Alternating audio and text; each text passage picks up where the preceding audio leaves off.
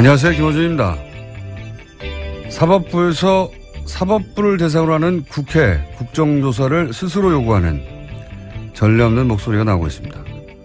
법관들의 정치 성향을 분류한 법관 블랙리스트의 존재 여부에 대해 전국 법관 대표회의에서 84%의 법관들이 추가적인 조사에 찬성했음에도 양승태 대법원장이 소불 바로잡자고 소를 죽이겠냐며 추가 조사를 거부했고, 이에 더 이상 사법부 자체 조사만으로는 진실을 밝힐 수 없다고 일선 법관들이 입법부에 이 사안의 진상을 조사해달라고 제안하자는 이야기가 나오게 된 겁니다.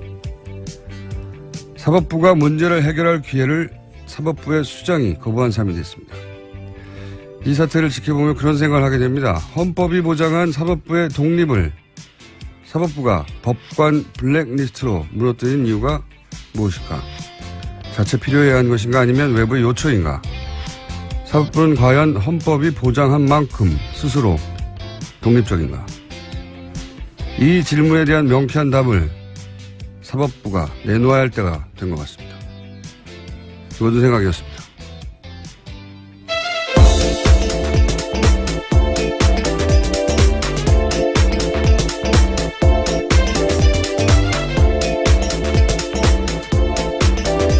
시사인의 김은지입니다.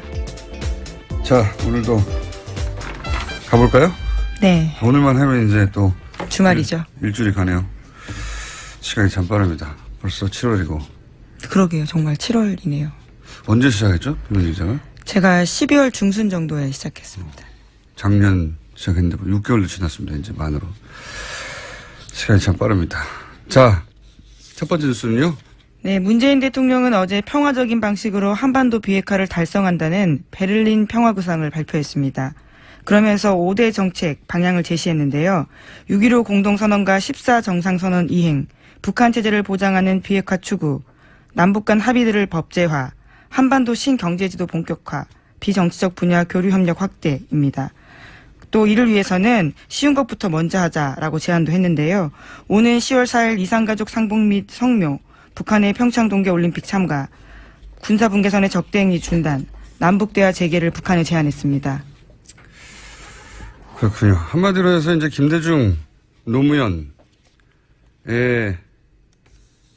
그분들이 닦아놓은 길을 다시 들어서겠다. 뭐 이런 이야기죠. 그리고 그렇게 얘기하면서 완전하고 검증 가능함을 불가역적인 CBID라고 약자로 비핵화를 이런 방식으로 하라고, 예, 조지 부시 1기 행정부 때 이 주장을 했어요. 북한이 굉장히 싫어하는 표현이에요, 이거. 예. 그렇죠. 완전하고 검증 가능하며 불가역적인. 예, complete. 영어 하시는 건가요? CBID. CVID요? 예. verifiable, irreversible. 예. 생각 안 하고 큰일 날 뻔했습니다. 예. 북한은 싫어하는 표현입니다. 예, 이게. 왜냐면은 이건 패전국이나 요구하는 거다. 디스멘틀먼트, 마지막에 티. 생각 안 나, 조금 이따 생각났어요. 자, 근데 우리 대통령들이 왜 이렇게 꼭 베를린 가서 대북 선언을 하는 이유가 있어요. 이제 김대중 대통령 때 베를린 자유대학 가가지고 베를린 선언을 했는데 그게 굉장히 큰 반향을 불러일으켰거든요. 사실 그러고 나서 이제 노벨 평화상으로도 이어지고 남북 정상회담. 이제 독일이 평화적으로 통일을 했다는 상징성 때문에 이제 여기 가서 하는 거죠. 계속 그 이후에 대통령들도. 네. 네, 박근혜 전 대통령도 드레스덴 구상이라고 해서 드레스덴 가서 발표한 적이 있습니다. 네, 독일에 가가지고. 예, 물론 최순실 씨가 써줬다라는 것도 결국 네, 이후에 통일 대박이 밝혀졌지만요. 거기서 나온 거죠. 네. 곧 북한이 붕괴될 것이라고 생각하고 했다는 말들이 있죠. 이게 뭐 아무도 궁금해하지 않는 건데 저는 이런 디테일이 궁금해가지고 여기 이게 어디서 했느냐. 베를린 자유대학에서 김대중 대통령이 했는데 이번에는 퀘르버 재단에서 했어요. 퀘르버 네, 재단. 그렇죠. 재단 네. 초청 연설이었습니다. 이게 이제 형식은 초청이지만 시진핑 주석이 거기 갔을 때도 거기서 했거든요. 3년 전에 난징 대학설 일본에 했다고 아주 크게 그 국제면을 장식했는데 우리나라에서는 별로 보도 안 됐어요. 그러면서 센카쿠 열도하고 영토 분쟁이 생기면 전쟁도 불사하겠다. 예, 일본하고 굉장히 싼 발언이죠. 그것도 여기서 했는데 여기가 이제 미국에서도 CSIS에서 했잖아요, 연설을. 거기가 외교안보 전문 재단인데, 독일에서 외교안보 전문 재단이에요. 예. 거기는 싱크탱크, 여긴 재단. 근데 좀, 저는 이런 게 궁금하거든요.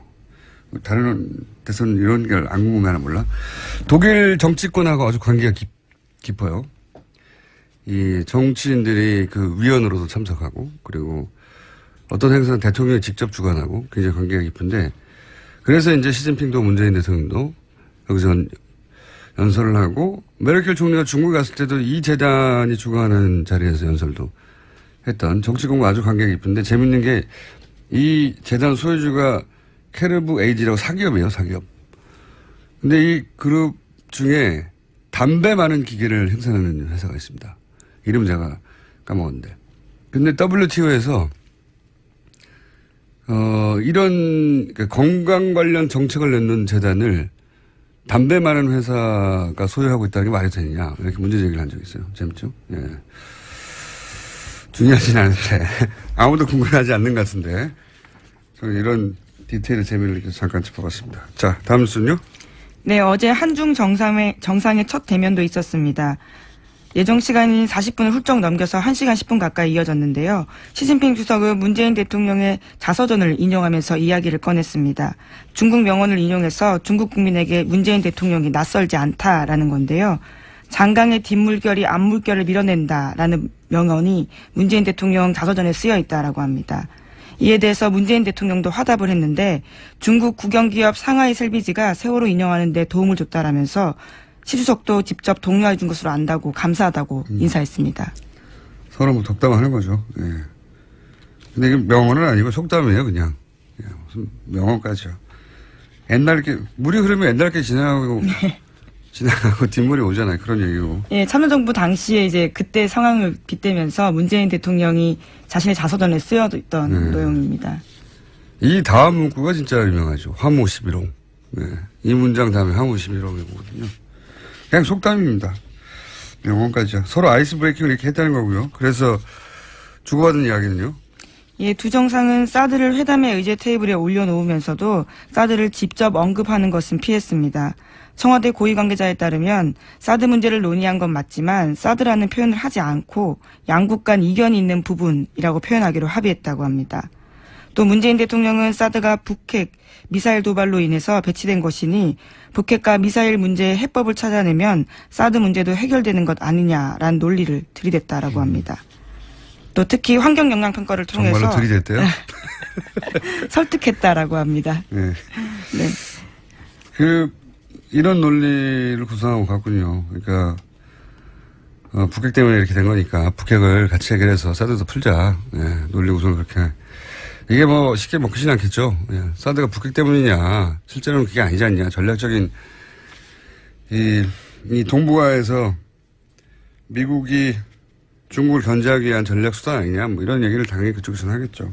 어쨌든 우리 논리 구성, 그 말이 맞다 하더라도 우리 논리 구성은 이렇게 했다. 이런 얘기구나. 네요. 네.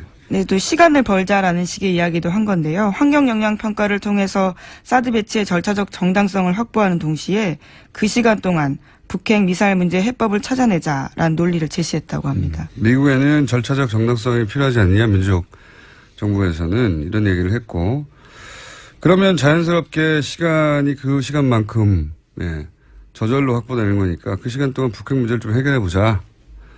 이런 논리 구성으로 만났군요. 예. 이게 뭐 쉽게 끝날 이야기는 아니고 그렇게 이야기가 시작됐다고 합니다. 자, 다음 뉴스는요. 네, 앙겔라 메르켈 독일 총리와 문재인 대통령이 만나기도 했는데요. 메르켈 총리는 문재인 대통령에게 이런 질문했습니다. 국민의 41% 지지를 받고 당선됐는데 지지하지 않는 나머지 유권자는 어떻게 끌어안을 생각이냐라고 물었습니다. 그러자 문재인 대통령은 독일 사례를 들면서 국민 통합을 위해서는 여러 가지가 필요하다라는 이야기를 했는데요. 일종의 모범답안 이야기한 겁니다. 그러자 강경화 외교부 장관이 보충 답변 나섰습니다. 강 장관은 메르켈 총리님 제가 한 말씀 드려도 될까요? 라면서 발언 기회를 얻은 다음에요. 문재인 대통령은 41%의 지지를 받아 당선됐지만 취임 이후에는 국민적 지지율이 80%를 웃돌면서 사실상 국민 통합에 성과 내고 있다. 이렇게 대답했습니다.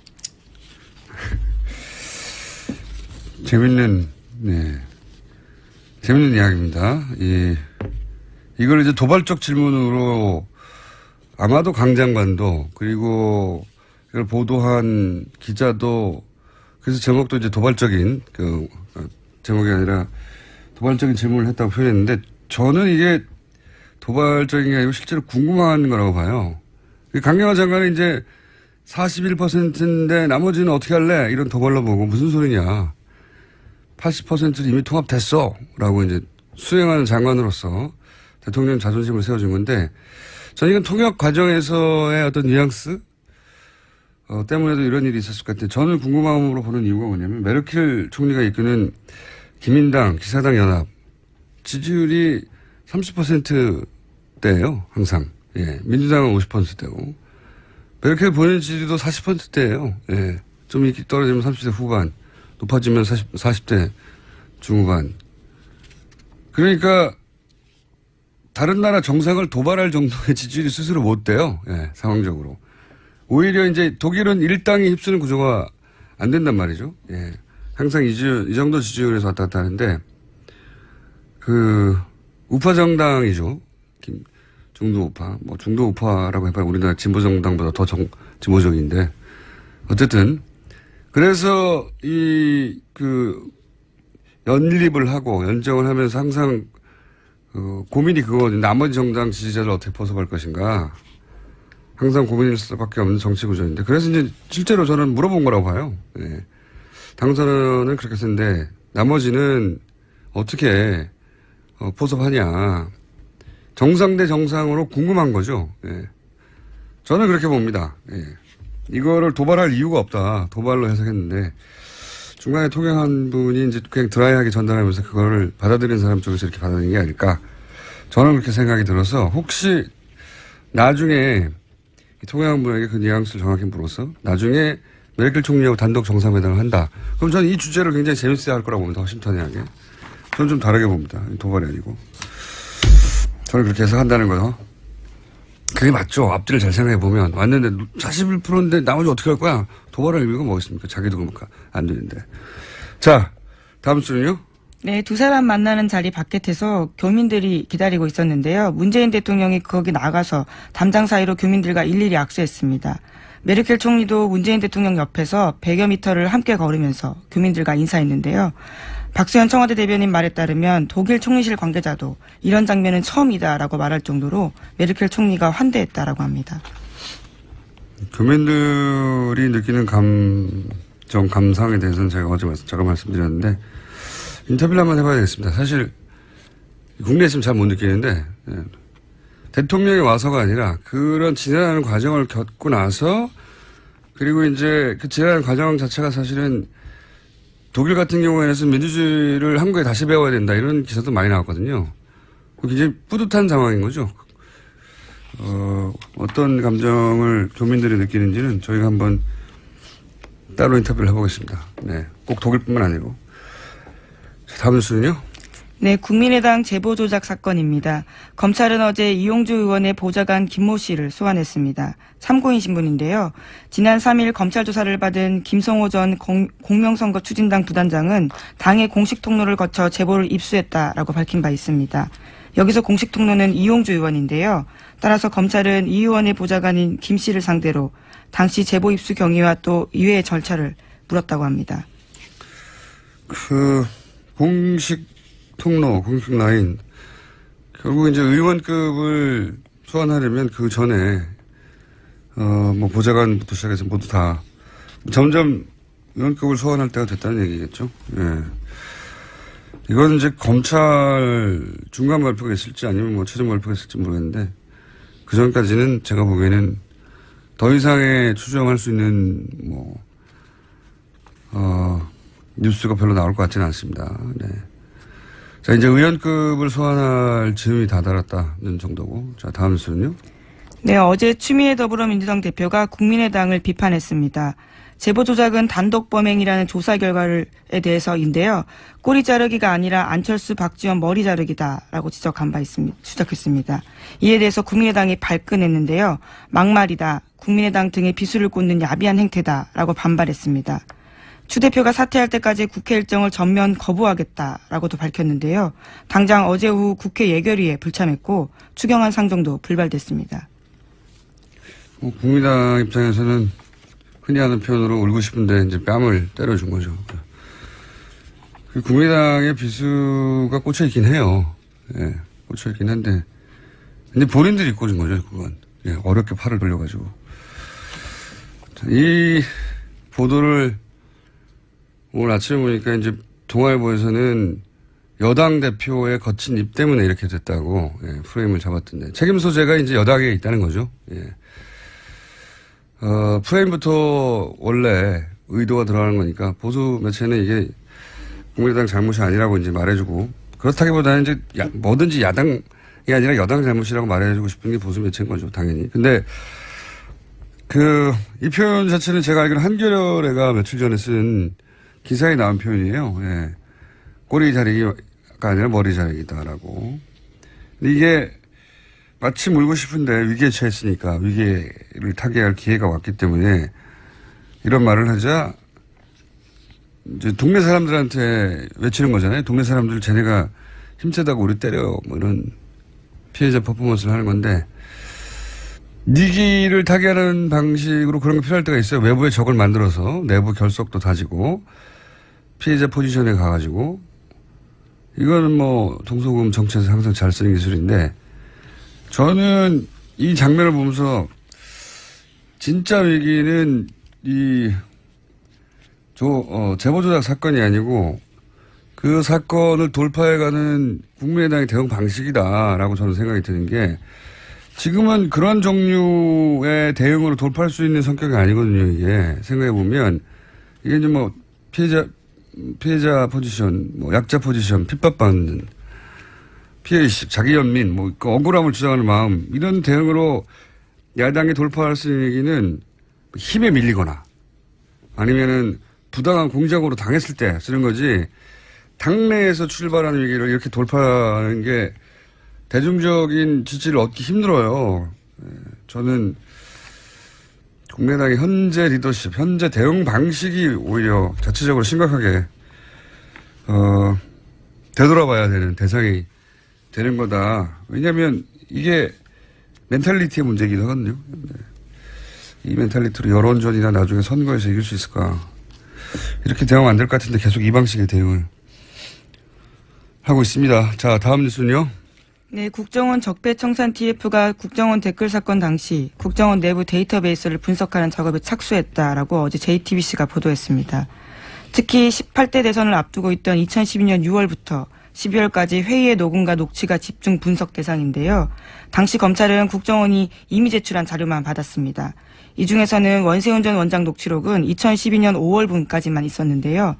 2012년 5월 이전 녹취 중에서도 눈에 띄는 부분들이 있습니다. 정부 정책에 지지하지 않는 야당 인선은 밀어버려야 한다라는 뜻으로 해석되는 발언 등이 이미 법정에서 소개된 바가 있습니다. 근데 이거는 뭐 대선 6개월 전까지고 대선 6개월 이내에는 험악한 이야기들 오갔겠죠. 네, 공직선거법 위반 걸리지 않기 위해서 딱 그 기간만 빼고 준 것으로 보입니다. 제목 하나 정도 읽을 수 있을 것 같습니다. 네, 어제 이재용 부회장의 재판이 있었는데요. 여기서도 안종범 전 수석의 수첩이 쟁점이 됐습니다. 그 내용은 저희가 바로 이어서 저희 이정렬 전 판사님하고 얘기를 나눌 것이고 네. 제가 오늘 아침 눈에 띄는 기사는 종원진 의원이 보수신당 창당한다고. 네, 변희재 정의용 씨도 합류한다고 합니다. 정치 뉴스인데 연예 뉴스의 느낌이 나요. 여기까지 하겠습니다. 시사인의 김은지였습니다. 감사합니다. 박근혜 전 대통령과 이재용 삼성 부회장의 뇌물죄 핵심 증거 중에 하나로 안종범 수척이 재판부에 의해 직접 증거로는 인정할 수 없다고 어제 공판에서 정해졌죠. 자, 이 사안을 어떻게 이해해야 하는지 이정렬 전 부장판사 연결해서 이야기 나눠보겠습니다. 안녕하세요, 판사님. 네, 안녕하세요.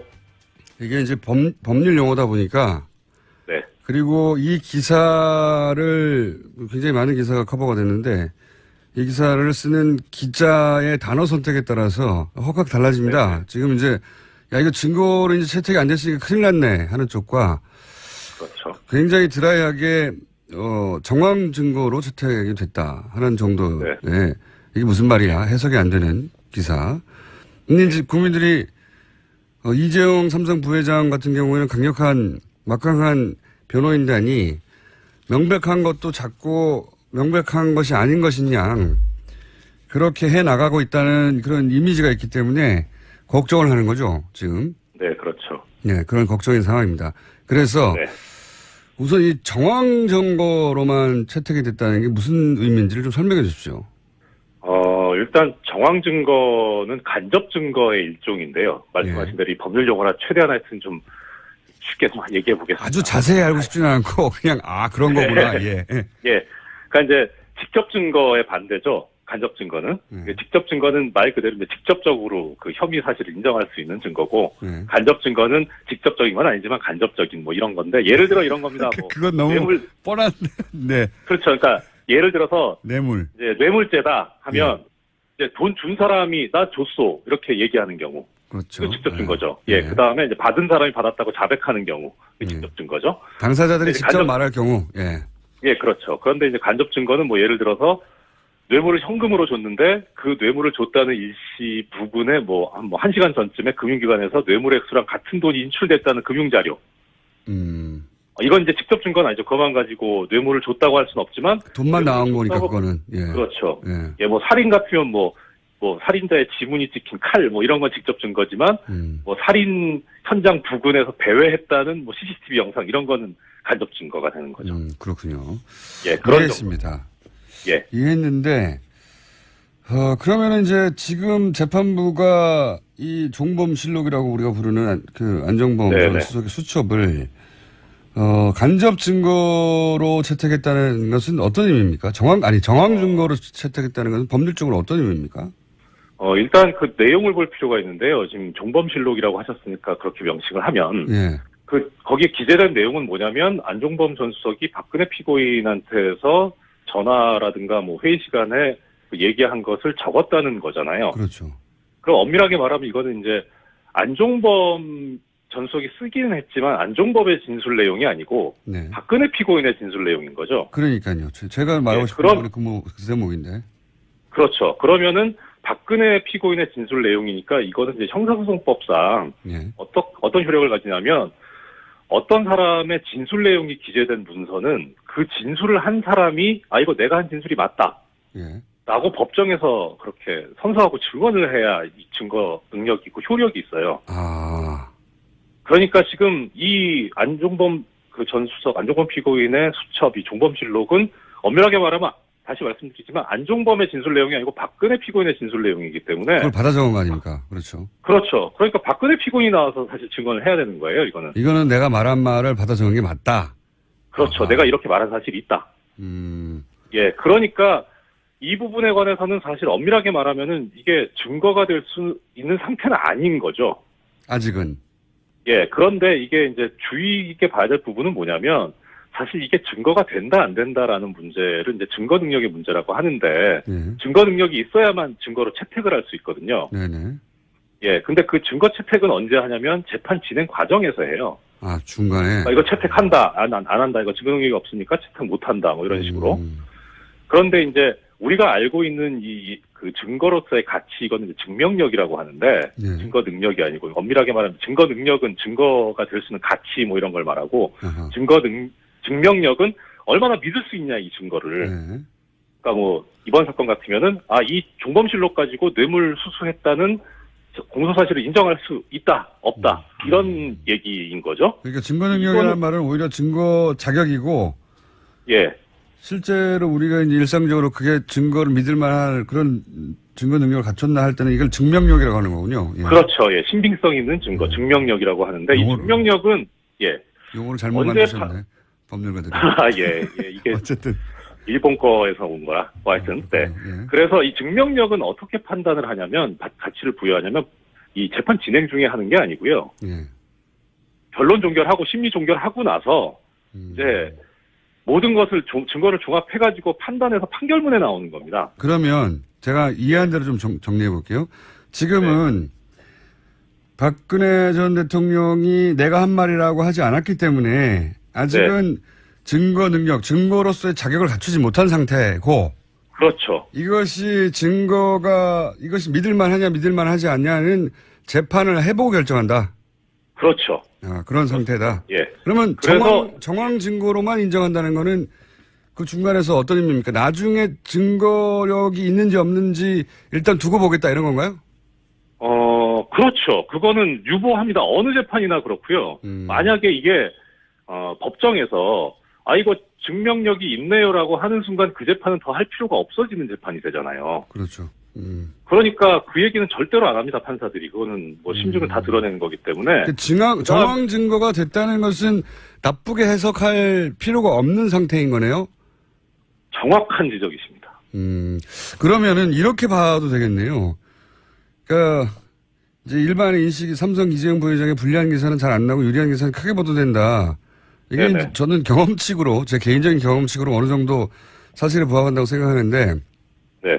재벌들이 뭐 다들 이런 언론 매니지먼트를 하는데 이 분야에 삼성이 제일 강하죠. 근데 지금 말씀만으로는 이것이 박근혜 전 대통령 쪽에 불리하다, 유리하다, 혹은 이재용 부회장에게 유리하다, 불리하다고 판단할 내용이 아닌데 마치 이재용 부회장에게 매우 유리한 것처럼 해석된 문구로 차 있는 기사들이 나는 것은 오보죠. 오보인지 의도인지. 예, 왜냐면은 이런 게 있거든요. 지금은 이제 이재용 부회장 측에 유리한 것처럼 그것이 주류 해석인 것처럼 기사들 제목이 달리기도 하는데 이런 게 이제 하나의 여론도 만들어내거든요. 이재용 부회장이 설사 아주 나중에 낮은 처벌을 받더라도 사람들에게 그럴만 했네라고 하는 이런 수긍을 미리 만들어내는 그렇죠. 그런 정교한 PR 작업 같은 게 있는 건데 그런 대목의 의심을 좀 해봐야 되는. 그럼 판사님이 말씀하실 내용은 아닌데, 예. 판사님 말씀으로는 이게 특검에게 불리한 기사가 아니라는 거죠, 한마디로. 불리하지도 않고 유리하지도 않은 거죠. 원래부터 이 종범실록 자체는 박근혜 피고인에 대한 재판에서는 의미가 있을 수 있어요. 이게 증거 능력이 부여됐다 안 됐다가. 근데 이재용 피고인에 대한 재판에서는 이게 이재용 피고인의 진술 내용을 기재한 문서가 아니거든요. 그렇죠. 그러니까 이거는 어차피 원칙적으로 그 증거 능력이 인정될 수 있는 범위가 이런 수첩이 존재한다라는 증거물로서의 가치하고 그다음에 이게 작성된 경위가 박근혜 피고인이 얘기한 것을 안종범 피고인이 기재했다더라. 이 정도가 끝이에요, 사실은. 이거는 언론을 탓해야 되는 내용이네요. 왜냐하면 이제 기본적으로 우려가 있습니다. 실제 어떤 우려가 있냐면 워낙 삼성이 이런 이제 법망을 잘 피해 왔고 여태까지 그리고 삼성의 PR 능력이 굉장히 대단하기 때문에 재판이 삼성 이재용 부회장에게 유리하게 흘러간다는 뉘앙스의 기사는 최근에 있고 불리하게 한다는 기사는 없다 보니까 이게 진짜 유리하게 가서 이런 기사가 나오는 건지 아니면 유리하게 흘러간다고 여론을 만들어내려고 하는 건지 좀 헷갈렸거든요. 예. 그런데 뭐 법적으로만 보자면 유리하지도 않고 불리하지도 않고요. 뭐 또 하나 예를 들어드리자면 왜 그 말 해지 계약 해지했다고 그 합의서 있잖아요. 네, 제가 항상 말이 안 된다고 몇 번 주장했는데.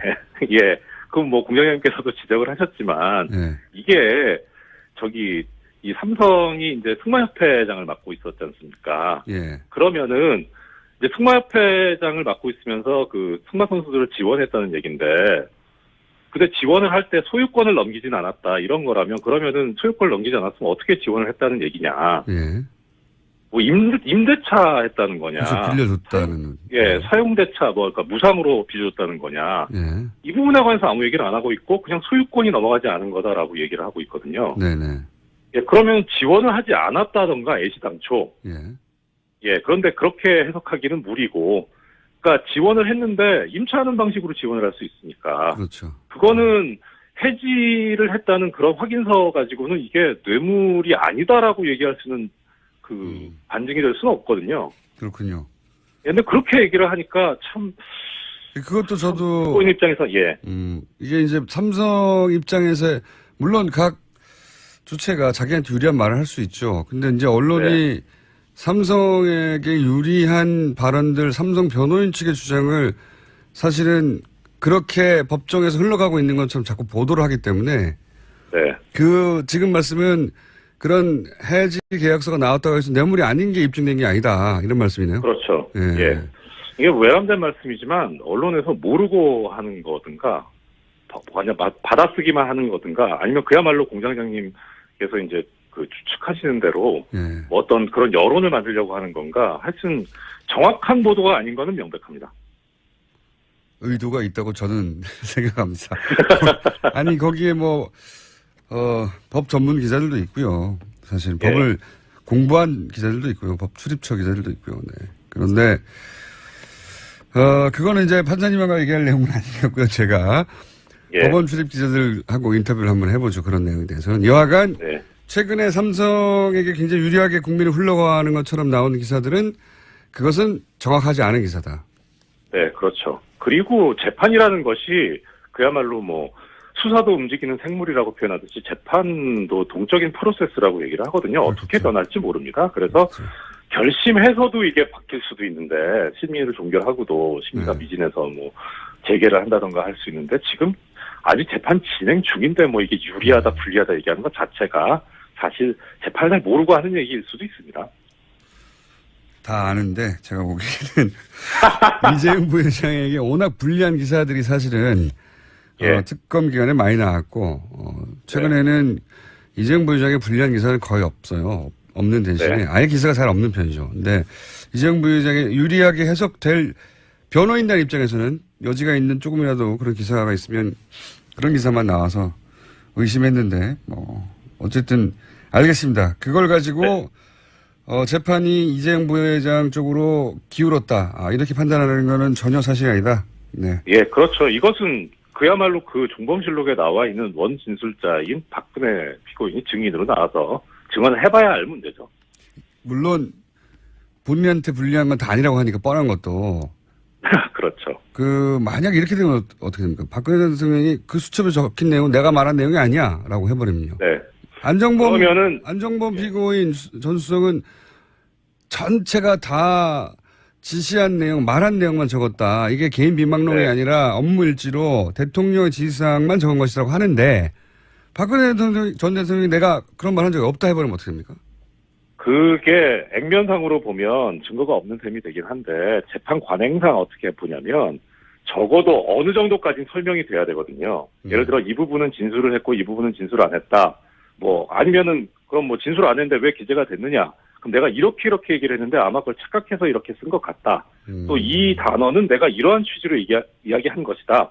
이렇게 설명이 어느 정도는 돼야 되는데 그 설명을 하지 못하면 물론 유죄의 증거나 증명은 검사가 입증을 해야 되는 게 형사소송법상의 대원칙이긴 하지만 재판 관행상으로는 피고인의 그러한 태도는 오히려 유죄의 심증을 들게 할 수 있죠. 그래서 그냥 나는 그런 말 한 적이 없다 이래가지고서는 부인하는 오히려 것만으로는. 재판 전략상 안 좋죠. 박근혜 피고인 입장에서.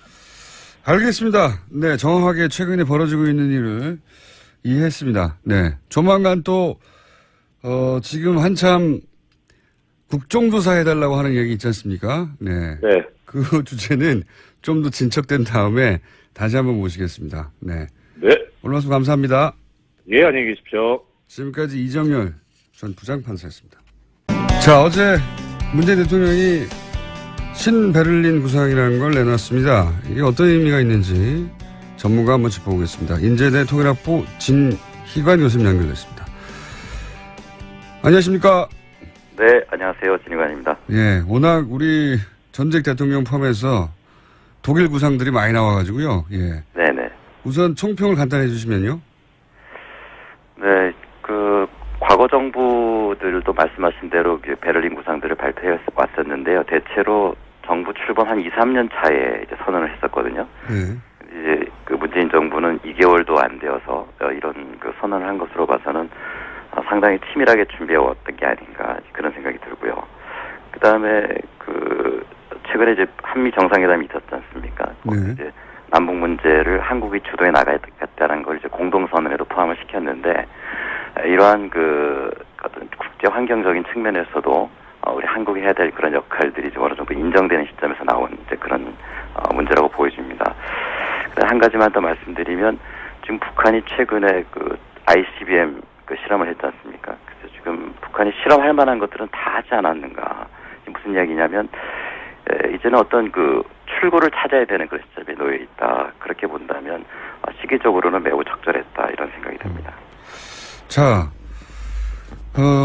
총평은 뭐 긍정적으로 평가하셨는데 좀 구체적으로 김대중 전 대통령의 베를린 선언이 사실 독일에서 네. 우리 대통령들이 뭐 아마도 평화적으로 통일됐기 때문에 상징적인 의미에서 거기 가서 자꾸 하는 거겠죠. 근데 김대중 전 대통령의 이제 베를린 선언 혹은 뭐 노무현 전 대통령의 대북 정책 이런 것과는 어떻게 같고 어떻게 다릅니까? 김대중 정부 때는 그 당시에 남북 관계가 금강산 관광이라든가 대북 투자가 서서히 시작되던 그런 시점이었거든요. 네. 그리고 이 선언이 발표되기 이전에 사전 교감이 좀 있었던 것으로 보여집니다. 그러나 이제 중요한 것은 김대중 정부 당시에는 북한이 매우 경제적으로 위기에 처해 있고 식량난에 처해 있던 그런 시점이라서 북한의 어떤 그런 경제를 지원해야 되는 그런 시점에서 어떤 그 발표가 있었다고 볼 수 있고요. 정책도 그렇게 추진되었고, 그다음에 그 노무현 정부 때는 어떤 퍼주기나 지원이라기보다는 상호 발전을 해야 되는 그런 차원에서 평화번영 정책이라는 걸 하는 시점에서 정책이 진행됐다고 한다면 지금 문재인 정부에서는 북한이 고도로 어떤 도발적인 행동이 지금 진행되는 상황, 그리고 또 우리 한국 역시도 어떤 경제 성장 동력을 찾아야 되는 이런 매우 중대한 시점이거든요. 그런 시점에서 나온 그런 선언들이기 때문에 서로 이렇게 수위는 많이 다른 측면이 있다 그렇게 보여집니다. 본질적으로는 같은데 수위가 좀 달라졌다. 네네 그렇습니다. 노무현 대통령 시절의 통일 구상과도 이게 다릅니까? 혹은 같은 점은 뭐고 다른 점은 뭔가요? 중요한 것은 남북 관계의 어떤 우리 기본적인 통일 방향이라는 것은요. 일단 상호 신뢰를 구축해 나가는 과정에서 점차 제도적으로 통합 단계로 나가고자 하는 그런 건데요. 그 원칙에서는 큰 변화는 없는 것으로 보여집니다. 다만 이제 상황의 차이가 많이 있다. 그래서 지금은 북한이 고도로 좀 위기 상황을 지금 만들고 있는 그런 배경 속에서 어떻게 이것을 풀어나가느냐 하는 그런 상황의 어떤 변화가 있는 것이고요. 본질적인 측면에서는 매우 유사한 측면이 많다 그렇게 생각이 됩니다. 결국 이제 김대중 노무현 정부가 앞에 닦아놓았던 길 위에 좀 더 위기 상황이 왔지만 그 길로 가겠다는 선언이라고 이해하면 되겠죠? 네네 그렇습니다. 예. 그렇다면 이제 최근 10년 사이에 이명박 정부의 베를린 그리고 드레스덴 역시 마찬가지로 독일에서 있었는데 이들 선언과는 어떤 차이가 있습니까?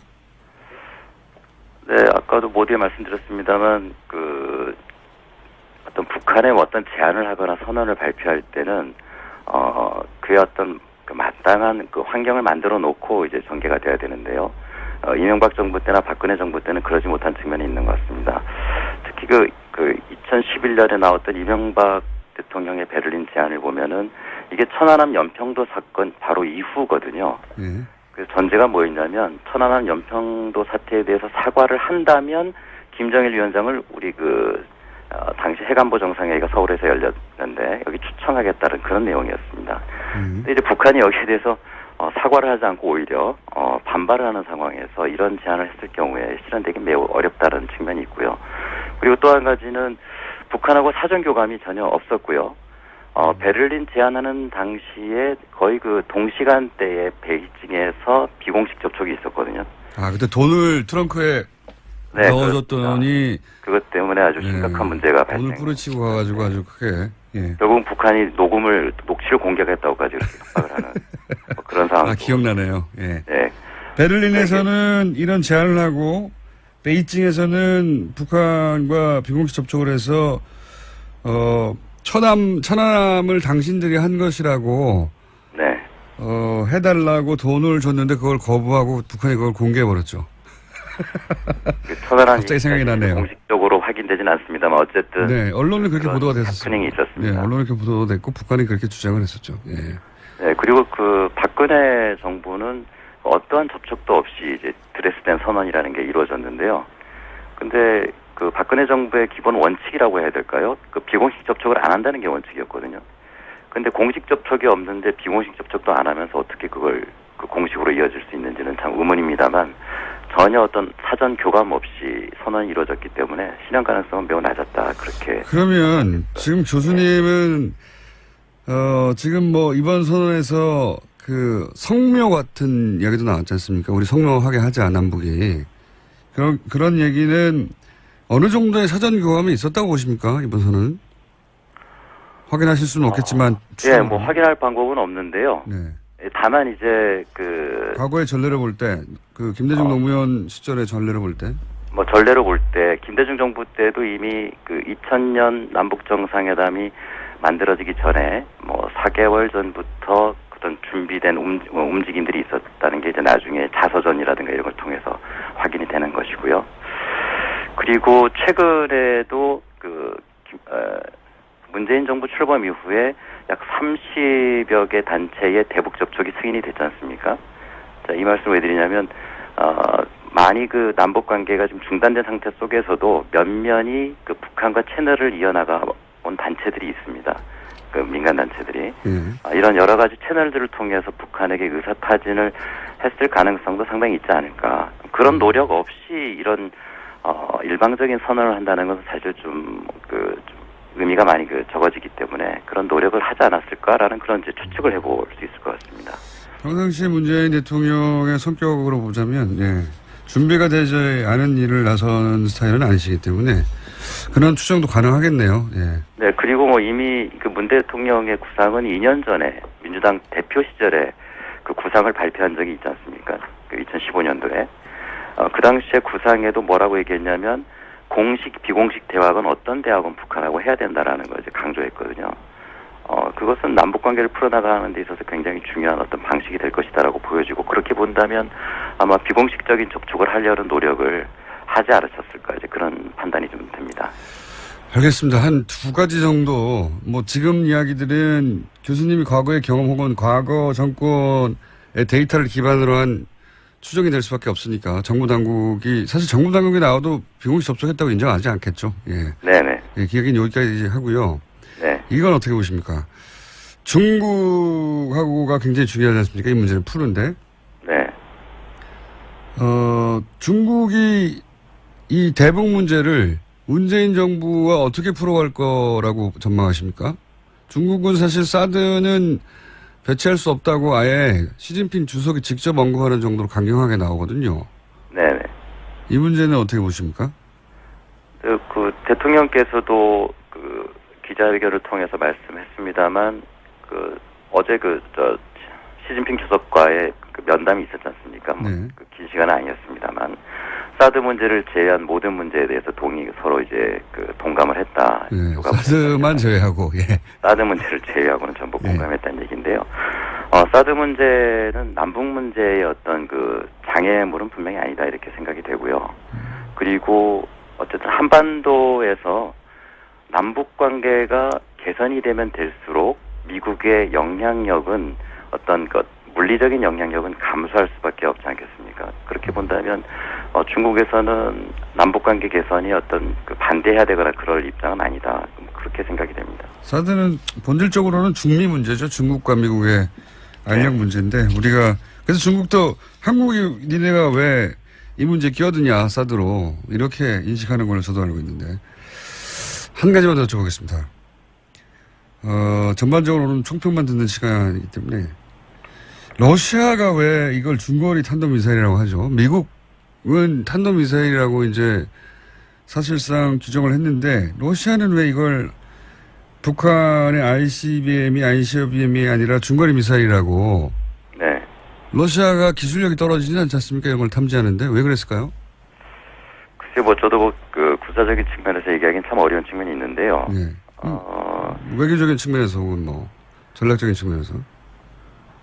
예, 지금 사실 중거리냐 ICBM이냐가 꼭 중요한지는 모르겠습니다. 왜냐하면 북한은 이번에 ICBM이라고 주장하고 있고요. 예. 고도가 2,800km 넘었다고 얘기를 하고 있는데 지난 5월 달에 발사한 화성 12형이 이미 고도가 2,000km가 넘었지 않습니까? 예.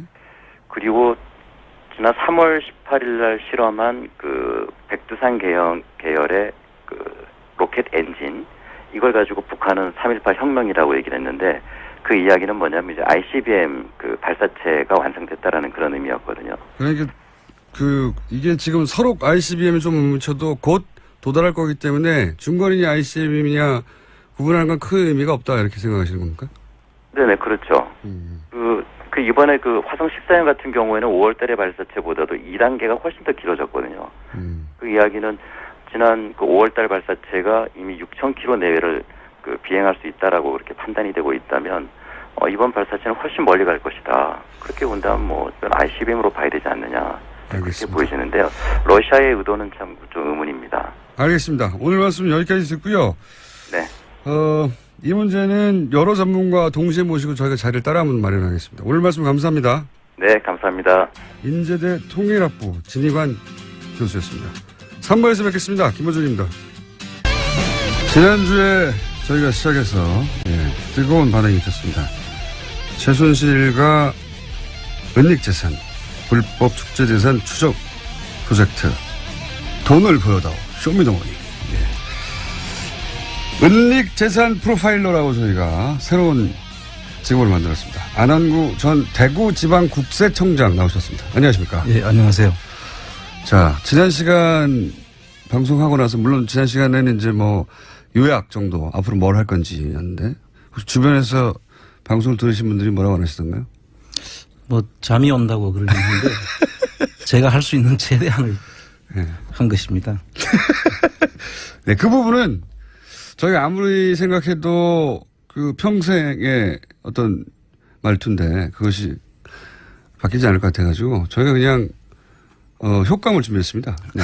그래요? 원래 방송하신 분들 중에 강조할 부분에서 목소리가 올라간다든가 뭐 깜짝 놀란다든가 뭐 여러 가지 리액션으로 이제 그 표시를 하시는데 원장님은 그게 잘 안 된다고 싶어서 저희가 이 부분이 놀라운 부분이다. 그러면 저희 제작진이 갑자기 천둥 소리를 내보내는다든가 효과음으로 처리할 테니 그냥 평상시 목소리로 쭉 하시면 됩니다. 자, 오늘은 이제 지난주에 예고했던 여러 가지 꼭지 중에 첫 번째 순서입니다.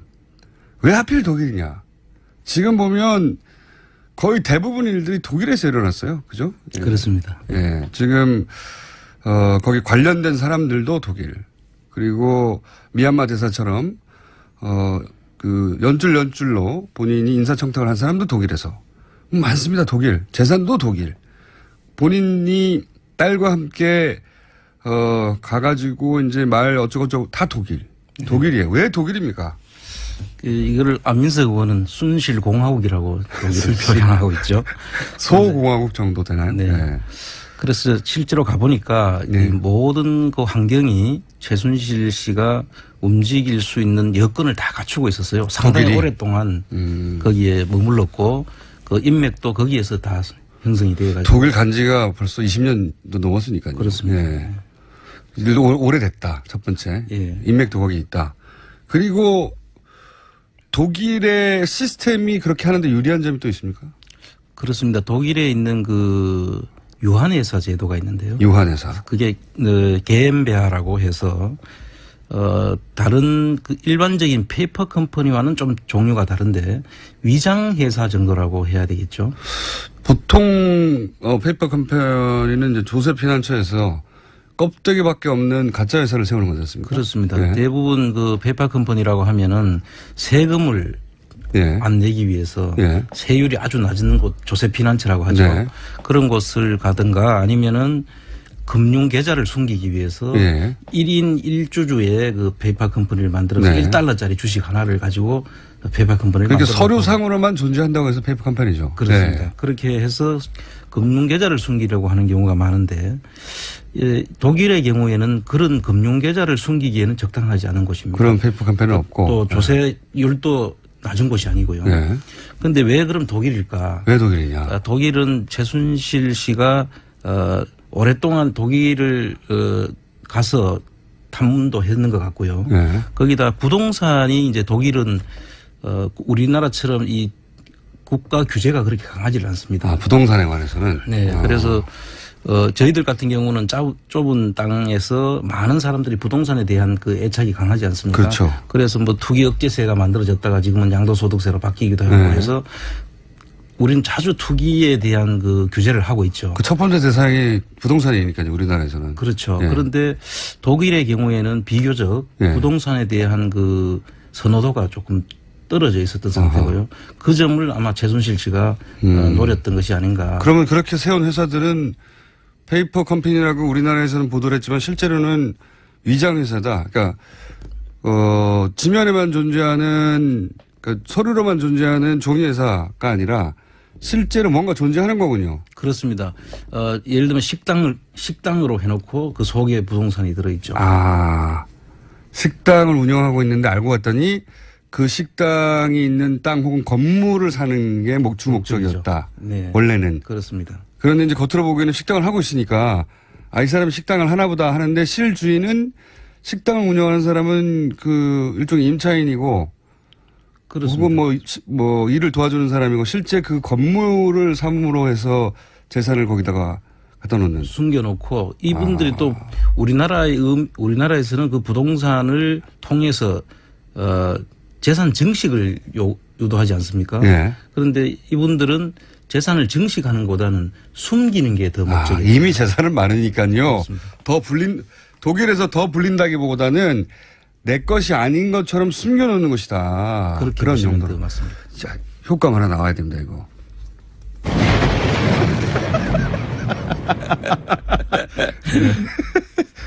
눌렀지 않습니까? 페이퍼 컴퍼니가 아니라 위장 컴퍼니다. 그렇게 말해. 위장 회사, 예, 그렇죠.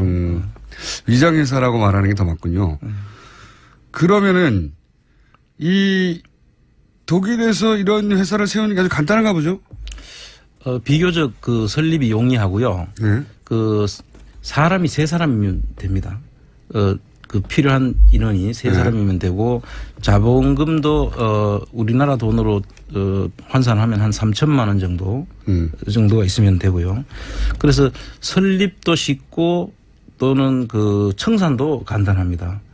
그리고 이 세금도 비교적 한 15% 정도 법인에 숨어 있을 경우에 유한회사 형태의 법인에 숨어 있을 경우에는 양도소득세에 해당되는 부분이 양도 차익이 생겼을 때 한 15% 정도면 되는 아주 우리나라와 비교하면은 부동산을 숨기기에는 아주 용이한 그런 구조를 가지고 있습니다. 그러니까 이게 이제 재산 증식이 아니라 재산 묻어두기였군요. 그렇습니다.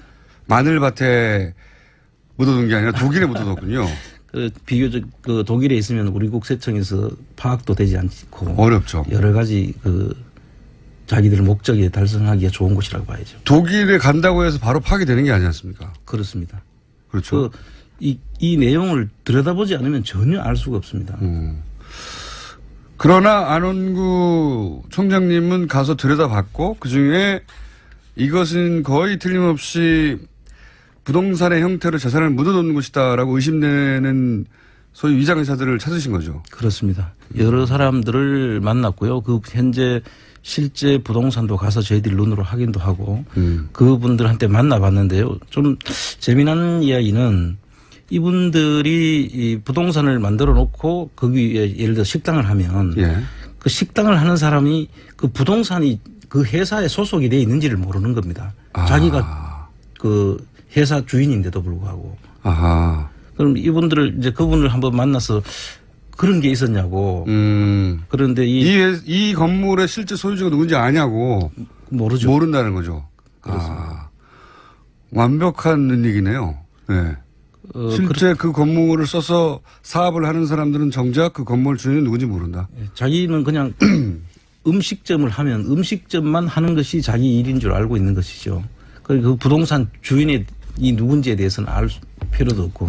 그러면 그렇게 음식점 말고 또 다른 수법도 있습니까? 혹은 그 과정을 어떻게 하는 거죠? 호텔도 있고요. 네. 그다음에 그 선물의 집 같은 선물 가게도 있고요. 뭐 다양한 방식으로 있습니다. 실제로 그 건물에서 상업회계나 또는 그 건물을 활용해서 뭔가 하고 있기 때문에 의심할 여지도 별로 없는 거죠. 그렇습니다. 아주 좋은 방법이네요. 수법이. 이게 본인 혼자서 생각을 했을 리 없고, 그죠? 그렇습니다. 이게 지금 말씀하신 그런 수법으로 예를 들면 거기서 장사하고 있는 분들의 신분은 어떻게 됩니까, 그러면? 자기가 누구의 건물이 있는지도 모른 채 장사하는 분들은? 이제 주로 그 독일 교포들이 있고요. 마이크를 좀 앞으로. 네. 예, 교포들이 있고 또 그 유학생들 예. 이런 분들이 그 안에 이제 교포 유학생들 필요한데요. 그 회사를 만들 때 3명이 필요하지 않습니까? 예. 그러면은 교포들과 그 유학생들은 또 그 워킹 비자라든지 예. 머무를 수 있는 그 비자가 발급이 돼야 되는데 그 비자 발급을 받기 위해서 그 사람들하고 서로 목적이 일치하죠. 그렇죠. 그래서 어디가에서 일을 해야 비자가 나오니까. 그래서 여기 보면은 그 데이비드 윤이라고 들어보셨죠? 예, 그 여러 번 등장했던. 예, 그 데이비드 윤이라는 분이 최순실 씨의 이 회사를 만드는데 처음에는 아마 많이 조력을 했는 초기에는 예. 보이는데 이분의 경우에는 이 음식점을 하고 싶은 사람이 교포가 있다. 그러면 그분한테 회사를 만드는데 이런 자금이 어느 정도 필요하다. 그리고 예를 들면 최순실 씨가 자기 부동산을 숨기기 위해서 회사를 하나 설립해서 필요하다고 하면은 양쪽에 돈을 다 받습니다. 양쪽에 다 돈을 받는다. 그러고 난 뒤에 하나의 회사를 만들어 가지고 그 회사 속에 숨기고 그분들은 음식점을 할 수 있게 해주죠. 네. 그러고 나중에 이제 이분들이 알게 된 거죠. 데이비드 윤이 그 중에 한 일부 돈을 이제 자기가 착복을 했다. 한쪽으로만 부터 받은 게 양쪽으로 다 받아가지고 본인은 본인 비즈니스를 한 거죠. 그렇죠. 예. 예. 그래서 이 부분에 대해서 나중에 교포 사회에서 이 데이비드 윤이 상당히 그 안 좋은 비탄을 받고 받게 있죠. 되는. 그리고 또 한 번은 최순실 씨한테도 걸렸다 그래요. 그래요. 그래서 그런 일도 있었답니다. 그러니까 그런데 이제 본인은 식당을 누군지는 모르겠지만 그 건물에서 식당을 할 권리를 얻었고 그리고 식당을 할 뿐이지 그것이 최순실 씨와 연결된 부동산이라는 것은 전혀 모른 채 계속 5년, 10년 뭐 이렇게 오랫동안 하는 사람들이 많았겠네요. 그렇습니다. 근데 비교적 그런 사람들이 오래 가지는 않았던 것 같아요. 이 사람들이. 하다가 자주 좀 이렇게 바꾼 경우가 있는 것 같고요. 그럼 더더욱 모르겠군요. 예. 그래서 이제 아마 장기간 계속 갔으면 여기에 대해서 사람들이 의심도 하고 했을 수도 있는데. 그러니까 그럴 수도 있겠죠. 예, 자주 좀 이렇게 한 3년 정도 하고는 또 바뀌고 회사를 또. 그럼 전 주인이 뭘 어떻게 했는지도 알 수도 없으니까. 알 수도 없죠. 본인은 여기서 장사를 잘해서 남기기만 하면 되니까. 예, 그렇습니다. 영리한 방식이네요. 그래서 현재 안 청장님이 파악한 이런 독일식 페이퍼 컴퍼니, 그러니까 위장 회사의 숫자는 현재까지 파악하기는 어느 정도입니까? 네, 이제 전부 다가 이런 위장 회사 형태만은 아니고요. 네. 이제 자금 세탁 링이라고 지버스라고 보통 이야기를 하는데 그 경우에는 이제 자금 세탁 링이 뭡니까? 그 링이라는 것은 이렇게 돌려가면서 자금 세탁을 위해서 만들어 놓은 회사들이죠. 여러 회사를 거치는 그걸 하나 이렇게 순환고리로 만들어 놓은 거. 그렇습니다. 순환고리를 만들어 가지고 돌려주는 그런 거를 만들어가 그거를 이용하기도 하기 때문에 네. 거기에는 많은 회사들이 들어 있습니다. 네. 그래서 이런 거는 일종의 이제 그 새로운 형태의 그 페이퍼 컴퍼니를 만들어서 네. 자금 세탁용 회사들이라고 봐요. 그거는 정말로 순수한 의미의 페이퍼 컴퍼니 같고. 예. 지금 말씀하신 것은 이제 부동산을 묻어두기 위한 위장 회사고. 예. 그런 회사들의 숫자가 어떻게 한 400여 개 저희들이 지금. 자, 효과음. 이 효과음을 꼭 효과음이라고 말해야지 나온다는 것은 저희 PD가 방송을 안 듣고 있다는 거거든요, 이거. 뭔가 얘기하고 있는데 이 내용이면 효과음이 들어가야 될 때 판단해 줘야 되는데 지금 자고 있어가지고. 제 목소리가 잠을 부르는가 봅니다. 400개. 실제 현재까지 파악한 정도가 이 정도라는 거고. 그렇습니다. 사실 뭐 저희들은 아직 그 파악한 게 다는 아니라고 저희들이 보고 있고요. 당연히 다가 아니겠죠. 예, 지금 저희들이 할 수 있는 데까지만 저희들이 파악했는 것이고 앞으로 훨씬 더 많은 것이 나올 수도 있다. 저희들은 그렇게 보고 있습니다. 다시 한번 중간에 지난주에 이어서 말씀드리지만 이 비용은 자비로 하고 계시죠? 그렇습니다. 비행기 탈 때도 자비로 하시고 뭐 하여튼 조사 비용이 다 그냥 돈 들어가는 자비입니까? 그렇습니다. 예. 아주 좋습니다. 효과음. 네. 자비. 이거 어떻게 해결해야 돼요, 진짜. 국가에서 해야 할 일을 안 하고 있기 때문에, 저희 방송을 통해서 어떻게 해결하는 방법을 청취자 여러분과 아이디어를 모아서 찾아보겠습니다. 자, 지금까지는 자비라고 계신데 실제 그렇게 해서 지금 수상한 돈의 흐름을 찾아내신 케이스도 있습니까? 예, 지금 저희들이 처음에 이 내용들을 보고 들어갔는데요. 들어갔을 때 대륙정밀이라고 아마 오래전에 여러분들은 연세가 드신 분들은 좀 기억을 할 수도 있는데요. 대륙정밀이요. 예. 그 회사가 이제 옛날 그 박정희 정권에서 정일근 씨의 그 첫 번째 사위가 이 설립한 82년도에 설립한 회사인데 정일근 씨는 누구죠? 옛날 그 박정희 정권 때 국무총리를 하신 분이죠. 그렇군요. 근데 그분의 사위가 만든 회사로 보이는데 그 회사에 스위스 은행 그러니까 크레딧 스위스 은행인데요. 이 크레딧 스위스 은행을 통해서 94년도에 스위스 프랑과 달러 형태로 한 500억 가까운 우리나라 돈으로 환산했을 때 500억이요. 가까운 돈이 94년도에 500억은 엄청난 돈이죠. 지금 돈 환산하면 얼마나 될까요? 지금 그러니까 지금 환산하면 환산을 안 해봤는데 엄청난 돈이겠죠. 엄청 맨 돈. 그래서 전문가로서 국세청장으로서 그걸 뭐 한 몇천억 됩니다라고 이렇게 해주셔야지. 엄청난 돈. 500억도 엄청난 돈인데 이미. 네.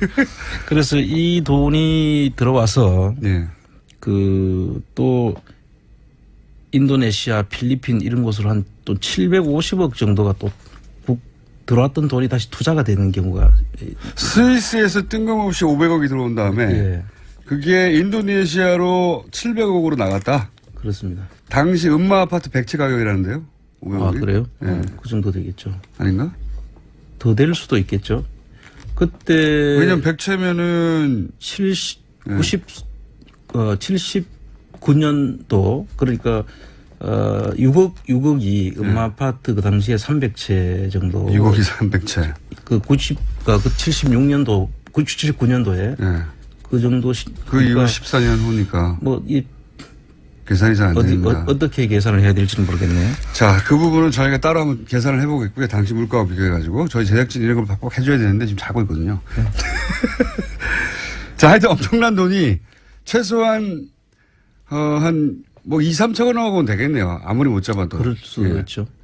몇 천억 원이 갑자기 스위스에서 띡 들어왔다가 다시 거기 더해서 또 몇 천억이 띡 나갔어요. 그렇습니다. 그런 일이 있는데. 이 전환사채라는 것이 원래 그 검은 비자금. 비자금들을 양성화하기 제도권으로 들어오기 위해서 쓰는 수법이거든요. 그런데 이 해외 전환사채인데 저희들이 주목하는 거는 해외에서 국내로 이 돈이 그 당시만 해도 큰 회사는 아니지 않습니까? 자원회사에서 몇 천억이. 몇 천억, 지금으로 따지면 몇 천억이나 되는 돈을 사채를 발행했다가 나중에 주식으로 바꿀 수 있는 그 전환사채인데 거기에다 그 발행을 했다는 것은 저희들이 납득하기 어려운 그러니까 부분이죠. 그렇다는 얘기는 스위스의 그 정도 계좌를 가지고 있던 어떤 사람이 이 회사가 너무 훌륭한 회사여서 그렇습니다. 나중에 이제 주식으로 전환할 수 있다고 하고 나서 돈을 몇 천억을 쏴버린 거 아닙니까? 그렇습니다. 엄청난 가치가 있는 회사죠. 그렇죠. 지금 따져보면. 그런데 그런 돈이 들어왔다가 또 나가요, 밖으로. 그렇습니다. 그래서, 이거 이상하다라고 보신 거죠. 그렇습니다. 굉장히 이상하다. 그런 사례가 또 하나 있고요. 그 다음에 네덜란드에서 최근입니다. 그는 2013, 14, 15년도에 그 최순실 일가의 그 오대사. 거기로 돈이 이제 2천억이 들어죠. 이거는 최근이죠. 그래서 3년인가 4년 전. 그렇습니다. 이게 네덜란드에서 돈이 들어오는데 그 페이퍼 컴퍼니 퍼펙트 인베스트먼트라는 그 페이퍼 컴퍼니에서 돈이 들어오고 그 퍼펙트 인베스트먼트라는 것은 네덜란드가 이제 우리가 이야기한 조세 피난처 나라이기도 하고요. 현장을 가서 봤을 때 오두막집에서 이 돈이 들어왔다는 거 아닙니까? 그 오두막집에서 2천억이 들어왔다는 거죠, 지금. 그렇죠. 오두막집 지하를 파봤더니 막 금덩어리가 막 있고 그런 거 아닐까요? 오두막집을 봤는데요. 가보면은 회사들이 수도 없는 많은 회사들이 있고요. 그 관리하는 사람이 하나 있는데 그분들은 이 회사가 무슨 회사인지도 몰라요. 그 오두막집을 주소로 하는 많은 회사가 있고. 그렇습니다. 거기 실제 있는 사람들은 누구 회사인지도 모르고 누구 건물인지도 모르고. 근데 저도 사실 봤는데 오두막집 맞거든요. 오두막집에서 어쨌든 2천억 원이 홍콩을 거쳐서 들어왔죠. 그렇습니다. 홍콩을 거쳐서 우리나라에 투자돼서 비슷한 형태네요. 지금 대륙 정밀도 그때는 스위스 크리딧이라는 것을 통해 가지고 지금 몇 천억에 해당될 돈이 전환사채 방식으로 들어왔던 거고. 예. 그것도 투자잖아요. 전환사채는. 그렇습니다. 사실은. 그렇습니다. 돈 있는 사람이 주식을 나중에 받을 게 하고 돈을 투자하는 거잖아요. 그렇습니다. 엄청난 좋은 회사니까. 그렇습니다. 스위스에서. 이 경우에도 오두막집이 이제 2천억을 가지고 있다가 몰래 오두막집에서 2천억 있을 수 있죠. 어쨌든 2천억을 가지고 있다가 최순실 일가가 운영하는 회사에 네. 2천억이 확 들어옵니다. 갑자기. 비슷한 형태네요. 예. 그리고 다시 나갑니까 이 돈도? 이 돈은 지금 조사를 해야 될 부분인데요. 사실 이 국세청에서 이거는 지금 부가제척기간 내에 있는 예. 일들이지 않습니까? 13, 14, 15년도니까. 그래서 이분들은 아마 반드시 그럼 돈이 들어와서 이 돈이 누구냐 하면은 그분들 개인 주식을 구매하는 자금이었거든요. 그럼 이 법인에 들어간 돈도 아닌 거죠. 개인한테 빌려준 돈. 개인한테 산 거죠. 개인의 보유 주식의 70%를 산 것이 2천억입니다. 회사를 통째로 사버린 겁니다. 그렇다는 얘기는 거의. 그렇죠. 주식을 산 건데 그럼 개인한테 돈이 지금 기속이 돼야 되잖아요. 그렇죠. 그럼 그 개인 돈들이 지금 어디로 어떻게 가서 무슨 용도로 지금 쓰여지고 있는지에 대한 부분도 봐야 되고요. 그리고 이거 비상장 주식 양도에 해당되기 때문에 세금을 제대로 냈는지를 봐야 되는데 이 회사는 공교롭게도 2013년도에 모범 납세자 표창을 받아요. 세금을 다 냈을 수도 있지 않습니까 혹시? 그럴 수도 있죠. 네. 그러니까 세금을 내는 부분은 이제 저희들이 조사를 해야 될 부분인데요. 이 모범 납세자 표창을 받게 되면 3년 동안 조사가 유예가 되게 돼 있습니다. 조사를 안 하게 됩니까? 그래서 아마 조사를 그동안에 안 했는 것이 아닌가라고 추측하는 거죠. 효과면. 한 템포. 이 시간차가 많이 나네. 예. 청장님의 눈빛이 약간 흔들린다. 이럴 때는 바로 효과 불러주시기 바랍니다. 자.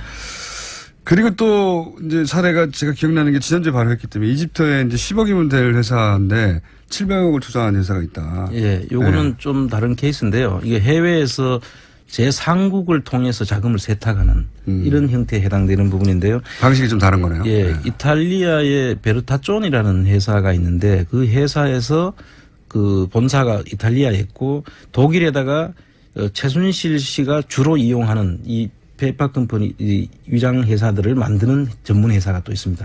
포비스라는 회사인데요. 그 회사에서 이 독일에다가 개인배하를 만들어주고 거기서 돈이 이집트로 한 700억 정도가 투자가 된다고 했고요. 그 이집트에서는 그 통상산업부 장관격인 분이 여기에 기자회견 하는데 참여도 하고 그런데 실제로 이 프라이팬을 만드는 회사는 한 20억에서 30억이면 충분히 그 회사를 만들 수 있는데 거기에 700억 정도를 투자하는 것으로 발표를 나머지 해서 돈은 어디 갔는지 나머지 돈은 그 다음에 이제 세탁이 돼서 딴 데로 갔을 가능성이 높구나. 그거는 이제 추적 권한이 없기 때문에. 근데 그렇습니다.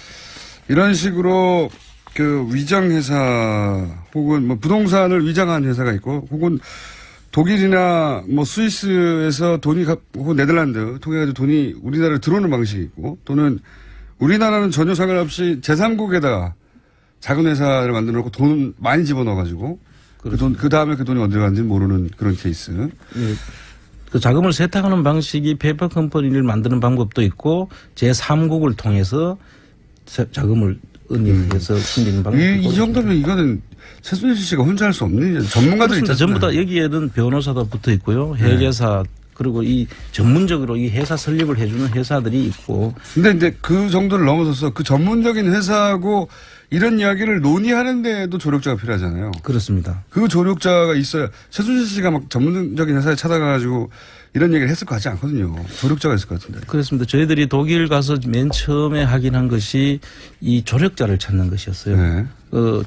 최순실 씨가 아무리 능력이 있어도 이렇게 할 수는 없거든요. 당연히 저희들도 이게 파악하면서 저희들이 배워가는 것인데. 청장님도 못했을 것 같아요. 예, 그런데 이 최순실 씨가 어떻게 이런 기법들을 다 알고 했는지에 대한 의문이 많이 들었고 그래서 이제 주로 조력자를 찾아봤는데요. 아마 크게 한 3의 그룹 정도 세 그룹이요? 저희들이 발견을 했고요. 그분들은 저희들이 만나서 대화를 하자고 했더니 대부분 다 피하는. 이 조력자 그룹은 네. 교민 그룹은 적극적으로 도와주려고 하는데 그 중에서 이분들은 조력자 그룹이라고 생각되는 분들은 안 만나더라. 조력자가 있고요. 그 조력자의 밑에서 또 도움을 주는 또 그분들의 조력자가 있죠. 있겠죠. 그 사람들은 독일 교민들도 있습니다. 있는데 대부분의 독일 교민들은 그 조력자의 그룹에 안 들어가 있죠. 그래서 그 아주 특수한 몇 분들이 들어가 있는데 그분들은 서로 알기는 아는 사람들이었어요. 그 독일 교포들 사이에는. 그러나 이분들에 대해서 이야기를 해보면 자기들이 그 사람 좀 이상하다. 처음에는 이상하다라고만 생각하고 있었지. 나중에 우리가 이야기를 쭉 하면은 그랬구나. 그래서 그런 일을 했구나. 뭐 이렇게 이해를 하는. 앞뒤가 맞춰주는. 예, 그 세 그룹이 어떤 그룹입니까? 이제 저희들이 주로 최순실 씨가 처음에 독일 가서 장시호 씨 말부터 말 소개하는 것부터. 장시호 씨가 승마 선수였을 때. 그리고 또 정유라가 또 승마를 하게 되잖아요. 근데 독일에 가면은 상당히 독일에서 유명하게 알려지신 분이 있어요. 삼성 유럽 본부장 출신인데 양혜경 씨라는 분인데 이분이 이제 한독 경제인회를 만드시는 분입니다. 그리고 심지어는 돈독회라고 독일의 서로 아마 우위를 돈독히 한다는 그런 의미에서 돈독회를 만들었는 것 같은데요. 그 돈독회에 끼지 못하면 주류가 되지 못하는 독일에서 아마 그 경제인들하고 오는 각 기관에서 나오는 분들 독일에 그 그룹에 끼지 못하면은 사이드로 돌게 되는 아마 그런 회도 만들고 했던 분인 것으로 알고 있고요. 그리고 이분의 경우에는 이제 삼성의 이건희 회장과 이학수 씨와 당시 비서실장이었던 분과 그다음에 그 밑에 라인으로 지금 보입니다. 이 양혜경 씨가. 그런데 그때 이분의 주로 일들은 아마 이건희 씨의 자동차 같은 것들이 자동차 수입하고 그럴 때 취미로 그것을 이제 만들어주고 또. 근데 그렇게 해서 만들어진 단체가 한독경제라고. 경제인회입니다. 그 경제회를 주목해야 된다. 그렇습니다. 그래서 대부분 한독경제인회 출신들이 국가기관이나 예를 들면 대사 같은 것, 그 다음에 유재경 씨도 한독경제인회 출신이죠. 그 다음 공기업의 사장들, 또 자기들 기업의 중요 기업의 자리를 또 만들어서 여러 사람들이 거기에 관련되어 있습니다. 한독경제인회가 한 축이고요. 그리고 나머지 두 축은 제가 보기엔 오늘 시간 안에 커버가 다 안 될 것 같아요. 그렇습니까? 네. 궁금한 거로 남겨놓고요. 세 축이 있는데 그 중에 한 축이 삼성인맥을 위시한 한독경제회라는 조직이 있고 이것이 독일에 거주하는 경제인들의 주류 커뮤니티 같은 역할을 했는데 그 경제회 전체는 아니겠지만 그 출신들 일부가 역할을 했다. 일부가 대부분 많은 사람들이 아마 정부 기관에도 들어가고 공기업의 장으로도 가시고. 그렇긴 하지만 그중에서 최순실 씨하고 연결된 분들은 또 전부 다는 아니에요. 그렇죠. 여러분들이 잘 아시는 이상화 씨. 하나은행 KBS 하나은행. 지금 문제가 되고 있는. 그 사람도 한독경제인의 주 멤버입니다. 한독경제라는 것이 있다. 자, 오늘은 여기까지 진도가 나왔습니다. 다음 주에는 더 깊이 저희가 더 재미있게 진도가 나갈 예정입니다. 그리고 자비로 하고 있다. 조만간 어떻게 해결할 건지 좀 고민을 해보죠. 지금까지 안원구 전 대구 지방국세청장이었습니다. 감사합니다. 네, 감사합니다. 친절한 AS. 담당 PD 뭐하냐.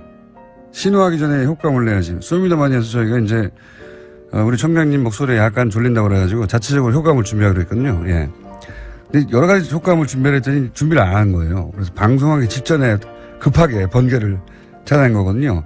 번개 외에도 많지 않습니까? 효과음. 파도 소리도 있고 막 구가구가 이런 것도 있는데 효과음도 부족했고 그거를 또 청장님이 얘기를 듣다가 이쯤에 집어넣어야 돼. 이렇게 재밌는데 효과음을 넣어라. 막아뜨고 구공.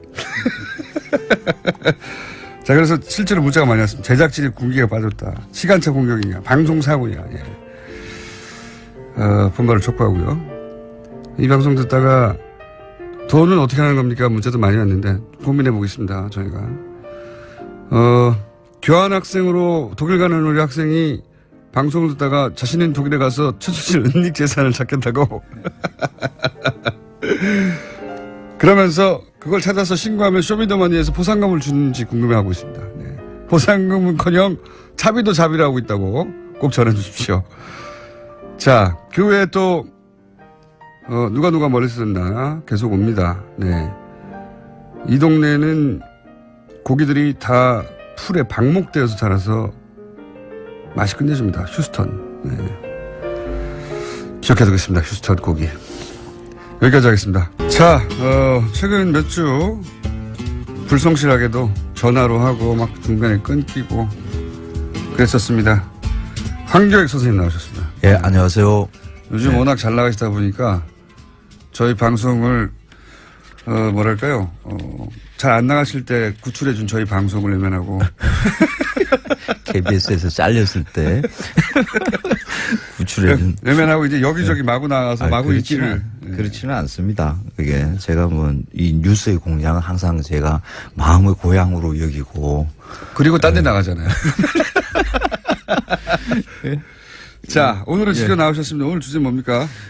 민어철이 돌아왔어요. 그러고 보니까 예. 지난주에 유시민 씨가 예. 방송인 줄 모르고 청소하다가 예. 끊어졌는데 그 이후 대화가 혹시 있었습니까? 아니요, 뭐 딴 이야기 했었어요. 예. 그 방송은 막 온갖 이야기들이 막 다 섞이는 거니까. 이게 제목이 뭐였죠? 알쓸신잡. 예. 예. 발음하기가 되게 어려워요. 힘들어요. 예. 알에서 그냥 끝나고 마는 겁니다. 예. 예. 재밌는 방송이라고 하길래 안 봤습니다. 보세요. 너무 재밌습니다. 저도 그런 거 좋아하거든요. 얕고 넓은 지식. 아는 체 하는. 그렇죠. 그렇죠. 아는 예. 체 하는 거. 그러니까 남자들끼리 어디 음식 먹거나 술 한잔 먹고 뭐 이러면 모여 있으면 네. 되게 아는 척 하는. 아는 척으로 시작해가지고 여자 얘기로 끝나죠. 예. 그래서 10대든 70대든 똑같습니다. 이 음식 중에서도 또 아는 척 하는 것들이 있어야 또 네. 폼이 나거든요. 지금 딱 아는 척 할 수 있는 그 포인트의 음식이 이 민어입니다. 민어. 네, 민어. 네, 민어. 뭐 좀 음식 좀 안다. 네. 내가 입맛 좀 그래도 한다 네. 하는 사람들은 딱 이럴 때쯤 되면 괜히 전화를 해요. 저는 이렇게. 민어가 맛있는지 민어 먹으러 몰랐는데 네. 한 음식점에서 민어탕을 먹었는데 세상에서 그렇게 맛있는 탕을 처음 먹어봤어요. 저는. 그래요? 정말 맛있었습니다. 식대가 없어졌어요. 근데. 정말 맛있었는데. 민어탕은 웬만하면 그냥 다 맛있어요. 아니 뭐 그렇긴 한데 어떻게 이런 맛을 너무 달다. 그런 맛이었거든요. 그래서 민어탕에 대한 기억이 아주 좋습니다. MSG를 듬뿍 넣으신다. 효과음. 앞에 써야 하는 효과음을 지금 잘못했군요. 예. 그 민어를 이제 앞에 두고 이제 보통 이제 썰을 풀기 시작하는 게 이게 민자가 말이야. 백성민자가 붙어서. 그래요? 그래서 옛날에 뭐 백성의 생선 뭐 이런 이야기부터 또 이게 썰을 푸시는 분들이 계세요. 네. 근데 그 백성민자가 붙은 게 그냥 진짜 백성들을 위한 뭐 고기 뭐 이런 뜻은 아니고요. 그냥 그게 제일 위험해요. 아는 척해서. 어설프게 알아가지고 조금 더 아는 사람한테 바로 반박당하는 거. 맞습니다. 뭐 그런 거 아니야? 뭐 이러면서 이제 나올 사람의 말은 이제 이런 거죠. 민어라는 말도 존재했지만은 그리고 그 백성민자로만 쓰인 게 아니라 다른 민자로 그냥 그 참조기 민자라고 하는 그 민자로도 쓰이는 게 흔했고요. 그리고 면어라는 말이 오히려 더 많이 쓰였어요. 예전에는? 예, 면. 그러니까 민, 뭐 이런 말들로 이렇게 쓰이다가 그걸, 민자로, 백성민자로 하나로 이렇게 통일돼 나가면서 아마 이런 말이 붙은 것 같은데. 실제로는 왜 백성민으로 통일된 겁니까? 그게 더 쓰기가 쉬우니까요. 한자가? 아까 말한 그 면자라든지 뭐 참조기 민자 이런 것은 굉장히 어려워요. 쓰기가. 획수가 적어가지고 네, 그게 그렇죠. 결정된 겁니까? 그래서 이거 민자는 아주 간단하잖아요. 그렇죠. 뭐 누구든지 쓸 수 네. 있으니까. 그래서 그냥 민자가 민어. 됐다. 그리고 백성을 위한 음식이거나 누구나 먹어서가 아니라. 그거는 아니에요. 네. 관계가 없어요. 그리고 사람이 게으름이 만든 이름이네요. 그리고 이런 말도 있어요. 아, 서울의 양반들이 먹었던 보양 음식이다. 아하. 그러니까 보통 그 평민들, 싼 것들은. 흔한 고기가 아니었어요, 생선이? 조금, 그 서울 같으면 민어를 확보하기가 조금 힘들죠.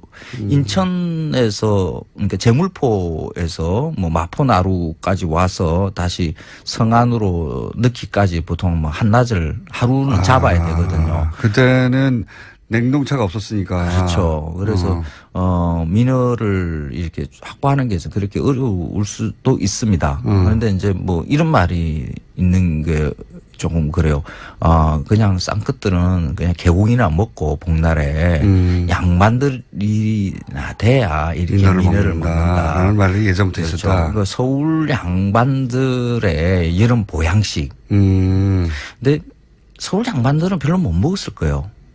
유가 아까 말한 신선한 상태로 물류 사정도 있지만은 서울 양반들이 못 살았거든요.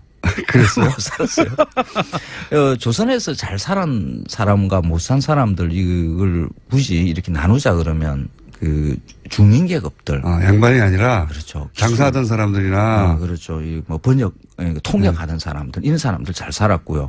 상인계급들, 뭐 개성상인, 경성상인 뭐 이런 말들이 있죠. 그때는 객주, 조선 말 중기 넘어가면 이제 객주가 크게 이제 번성하고 돈을 꽤 버는 이 상인들이 등장하거든요. 이런 사람들이 잘 살았어요. 그런데 조선 정부, 그러니까 성안에 있는 그 양반들은 보통 이제 관직을 지내는 사람들이죠. 조선 정부가 굉장히 가난했거든요. 그래서 뭐 군인들도 지가 그 군복 가져와서 입고 지가 무기 사가지고 와서 뭐 전쟁 치르고 하는. 신경 올라서 가면 그런 얘기는 총사오라고 그러는데 실제로 그랬군요 그때는. 그 세금도 그러니까 현금으로 하는 화폐 경제가 발달하지 못해서 돈으로도 제대로 못 걷고 해서 지역에 있는 산물, 특산물로 세금을 걷고 이랬거든요. 그래서 관직에 있는 양반들한테 이렇게 월급을 제대로 못 줬어요. 그래서 보통 이제 지방에서는 넉넉하게 살던 그 양반들이 서울에 올라와서 여기서 하숙을 살면서 뭐 조금 넉넉하면 집 한 채 얻어서 여기서 이제 먹고 살았는데 월급도 짜고 이러니까 제대로 먹을 게 없었죠.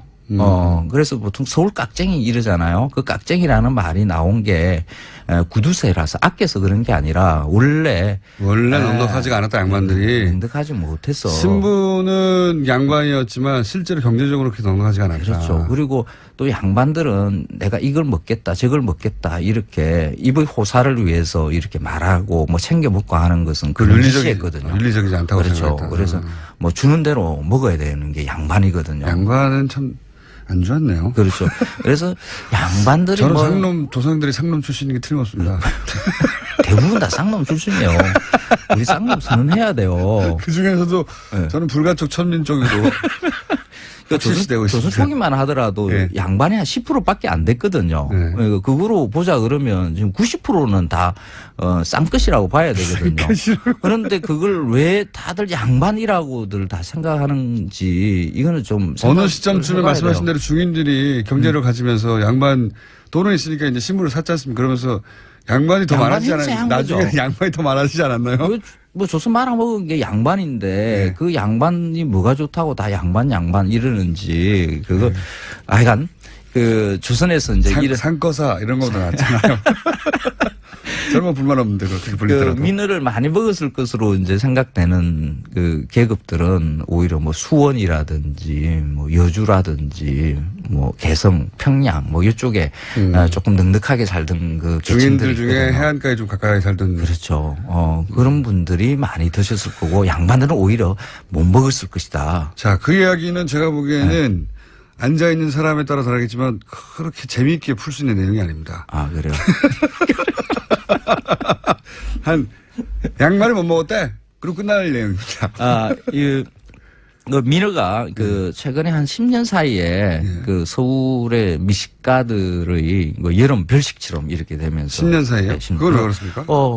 갑자기 민어가 떴어요. 요즘에 아마 그 미식가들이 많이 이제 그 밥상 앞에 앉아서 아는 척 하는 사람들이 네. 이제 늘어나면서. 그 원조시잖아요, 원조. 그렇습니다. 밥 먹는데 뭐 이렇게 말이 많은지. 저 같은 사람들이 이제 많아지면서. 이 음식이 어디서 그랬는지 알아부터 시작해서 재료, 소재, 뭐 소금 내기도 하고 막. 맞습니다. 그런 얘기하면 좀 집어치라고 그러는 꺼지라고. 그러면서 이제 민어를 살아있는 상태로 가져와서 이렇게 먹는 일이 많아졌어요. 그러니까 활민어회. 신안에 그 이제 읍한장에 가봤더니 그 민어를 살리기 위해서 수조에 막 가까스로 그 민어 금방 잘 죽는 놈이거든요. 근데 그것을 어떻게 하든지 살려서 이렇게 보관하려고 수송하려고 하는 이런 걸 보게 됐는데 그 참 그 난감한 일이거든요. 황당해요. 그 민어는 절대 그 활로 살아있는 상태로 먹을 만한 생선이 아니거든요. 그 살아있는 민어를 바로 회쳐서 먹으면 물끄덩물끄덩해요. 아무 맛도 없어요. 그렇군요. 예. 네. 근데 그걸 가지고 그걸 맛있다라고 살아있는 것에 대한 판타지가 있어요. 네. 잘 숙성시킨 우리나라 사람들은 다 뭐 화로회가 맛있다라는 일본은 그런 환각이 숙성을 있죠. 어떻게 하느냐 기술인데 우리는 그렇죠. 살리는 걸 기술로 해가지고 가격을 높이고. 때때로 아주 어쩌다가 그 화로회가 맛있을 경우가 있어요. 네. 뭐 배 위에서 바로 낚아서 뭐 먹는다든지 하는. 근데 대부분 그런 게 아니잖아요. 뭐 수조 안에 갇혀서 그건 좀 아는 오랫동안. 척할 수 있네요. 하루 찾으면 민어는 그렇게 먹는 게 아니에요. 그렇죠. 네. 민어는 바보야. 특히 그렇습니다. 민어는 숙성을 해야 됩니다. 저는 이제 이런 얘기를 들으면 어떻게 써먹냐를 생각하거든요. 네. 앞에 거는 민어는 양반이 먹은 고기가 아니야. 이거 한 줄밖에 안 되고요. 뒤에 거는 좀 낫네요. 네. 화로를 막 찾으면 민어는 그렇게 먹는 게 아니야. 바보야. 그렇지. 네. 숙성해야 되는 거야. 숙성을, 그러니까 신안 같은 경우에서는 좀 민어를 많이 먹어보셨던 분이죠. 이렇게 둘둘둘 이렇게 살덩이로만 말아서 냉장고에 한 일주일 정도 이렇게 숙성. 그 정도 숙성해야 맛이 나는 거다. 맛있습니다. 일주일입니까? 그렇죠. 네. 최소 한 3일 정도. 근데 이건 숙성 기간이 좀 길어야 돼요. 신뢰감을 얻는 데 꼭 수치가 필요하거든요. 네. 그렇죠. 본인의 신뢰감 잘 안 나는 걱정할 때 그렇게 먹는 게 아니야. 냉장고에서 7일 정도 묵혀야 된다. 그렇죠. 그래서 민어 숙성으로 꼭 드십시오. 정말 맛있는 생선이에요. 알겠습니다. 자, 스튜디오로 돌아오신 황교익 씨와 오늘은 2줄 정도 얻었습니다. 네. 네.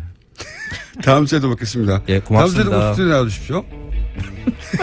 이번 주는 여기까지입니다. 김어준이었습니다. 월요일 뵙겠습니다. 안녕.